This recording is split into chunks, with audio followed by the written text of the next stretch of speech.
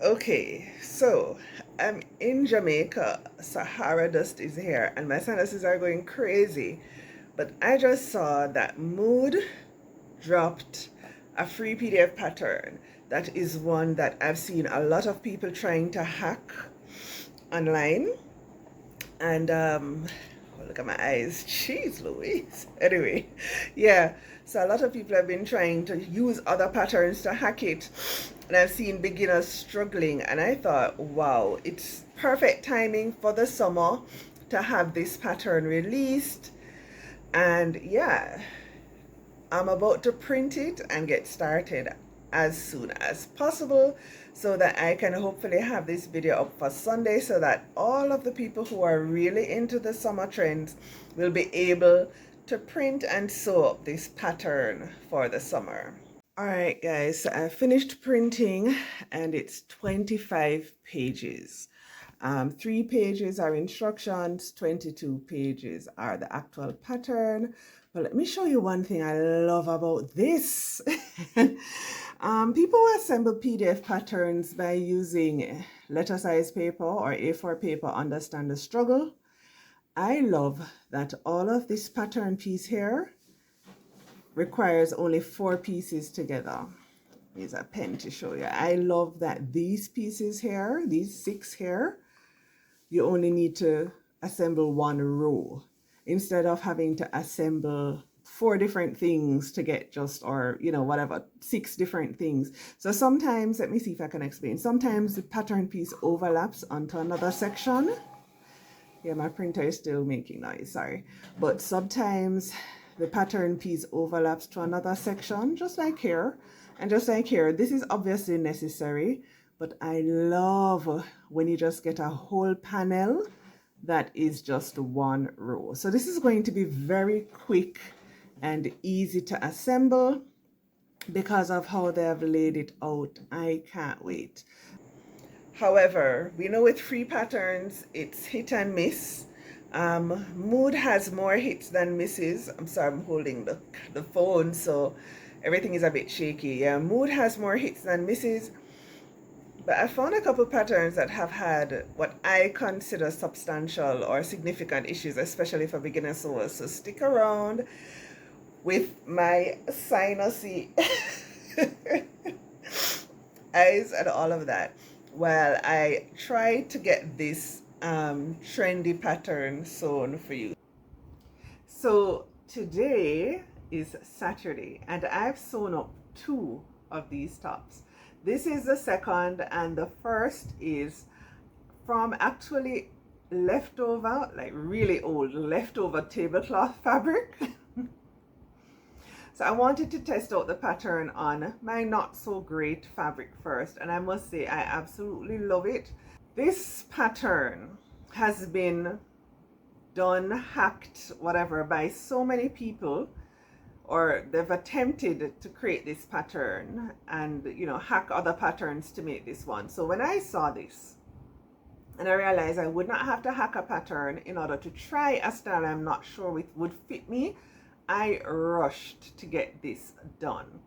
And I must say I am really pleased. If you are a beginner sewer and you love this style, you need to not walk but run to your phone, if it's not already in your hand, and you need to download the pattern and print it today. This sew was so easy. There aren't many technical things that you need to know. You don't have to sew stretch fabric, and their recommended fabrics are polyester cotton blends, cotton poplin, shirting, and rayon. So essentially anything that reminds you of cotton. This, and it can be very versatile. You can do it in a very stiff fabric if you want, just depending on the look you want. You can do it in denim if you choose, right? This it feels like, so this was gifted to me.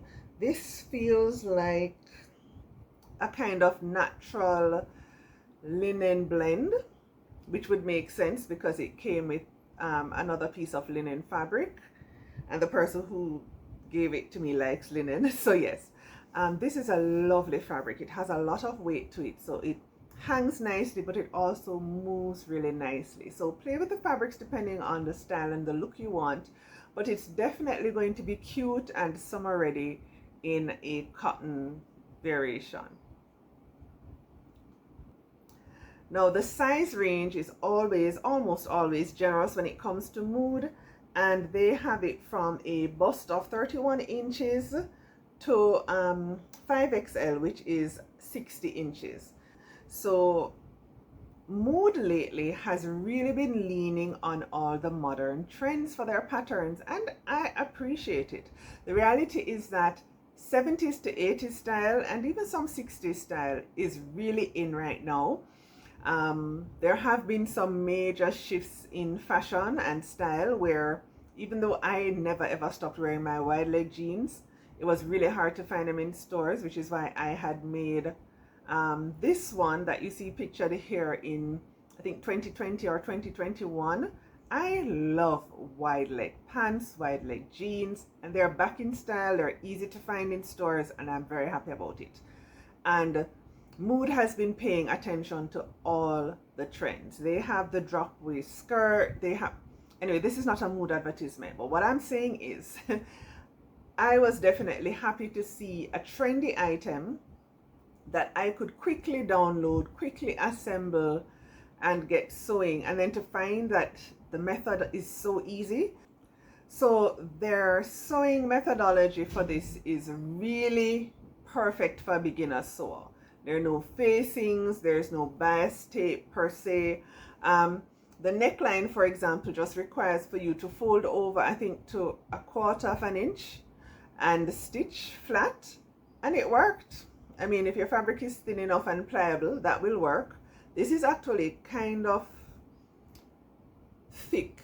It's more like a harder linen. It's not really soft. It's kind of rough. I don't know how to explain this. It has a lot of drape, but it's not the softest fabric. And I was still able to fold and stitch the armhole. So the first attempt I made at this was using some leftover tablecloth fabric, and I almost paid no attention to the instructions. I've been sewing for 30 years, so I pretty much know how to put most garments together, even though there are some things like fly fronts and so on that I just don't enjoy sewing and I tend to shy away from. I'll do them, but I tend to shy away from them. I love to have my bias tape facings and armholes, and in something like this I was ready to understitch and all of that to make it perfect. And I thought, oh, folding over twice is going to look so cheap and tacky, and there's nothing cheap about this top in my opinion. Okay, so I was really happy about that. Their instructions, as I said, they're reasonable. They're not extremely detailed, but the picture instructions alone are sufficient. They seem to have used ribbon. Now, one thing that I did for both variations of this top that I made was that I made the straps half the width that they wanted. The first one, which was the white top that I made, I stitched it and turned it inside out. This time I was like, I don't have time for this. And I just kind of folded it in and stitched it onto itself to get the straps. So the straps are half the width of what they recommend. I didn't like the big straps. I wanted fine straps, and so that's what I went for. You can totally do bigger straps that they recommend, or use a ribbon or whatever you choose. That was just something that I did. But in the first variation, I did bias tape. I made my own bias tape, and I used it on the neck and the armhole. And I will admit that it added absolutely nothing to the garment. It doesn't look better, it doesn't look more expensive, which is what I thought it was going to be. So if you see the instructions and you're thinking, oh, this is gonna look cheap, no. As I said, in my opinion, nothing cheap about this top. Now, of course, I wear tank tops. I'll wear a tank top or a tube top, or at least a tube bra under this. I'm not wearing it open based on my bust size and all of that kind of stuff. I lean more modest, but this really is a really lovely, versatile top. I mean, depending on what kind of church you attend, you could wear this to church on a Sunday. It's really cute. I'm even planning to hack the pattern already. This pattern that I wasn't sure I was gonna love, I'm already planning to hack it into a dress. I'm very excited about it. Let's go to the number of pattern pieces. There were 5 pattern pieces, 4 or 5. So we had the front, the back, the facing for the ties. So the front, the back, the facing, the gathered hem or whatever you'd call it at the bottom, and the ties. Five pieces. It was really easy to do, guys. Really easy to do. Doing it their way, it's very efficient, and it takes about an hour and a half for me to sew this up. An hour and a half to 2 hours to cut and sew this. The tie straps was one of the things that took quite a bit of time, because cutting something that small for me is really annoying, because they're fairly narrow, and then folding them in and getting them perfect and stitching them, that took a bit out of me. But it was a really easy sew.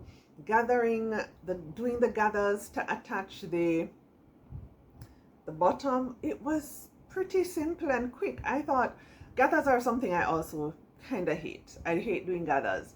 It's not that it's hard or anything. I'm just not one for those nitty-gritty things, you know, like people who like those fine details. That's not my MO. But it went so smoothly.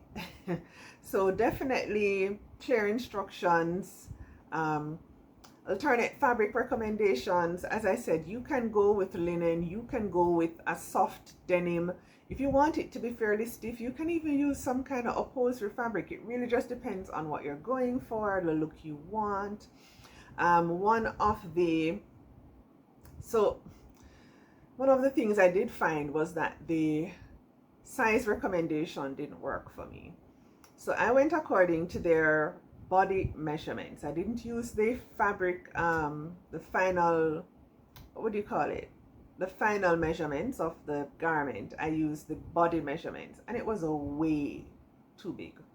Way too big. I feel like I look like a house. It was hanging on me in a weird way. So I definitely sized down. I usually go one size down in the back and keep the front, but this time around I just did one size down, but I have a smaller back, so I just did one size down, and I think the fit was a lot more complimentary. So you can consider sizing down. I would say cut the size they recommend, and if it's too big, you size down, because you can always get smaller but you can't get bigger, right? So I recommend sizing down.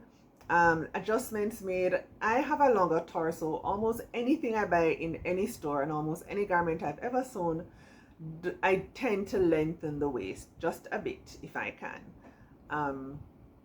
because I don't think I look that way, but I feel like my torso is really long.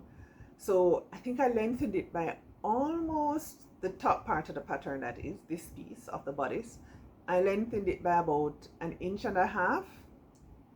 So I basically just went down to the biggest size and I cut there, because I couldn't be bothered to shape and measure. So I just kind of cut to the bottom. So take those things into consideration when you're sewing this or any garment.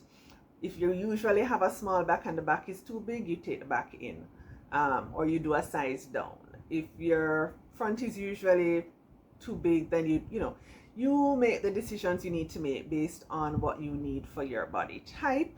But yeah, I definitely lengthened that, and I also did the longest length or largest size for the bottom portion here, the bottom portion of the garment. Another thing I'd say is, if you can, try to serge, depending on your fabric, really, depending on your fabric, and depending on your sewing machine. If your sewing machine doesn't handle bulk and you're using a thicker fabric, I'd say serge before you stitch together, or before you stitch the gathers together. You'll understand if you're looking at the instructions.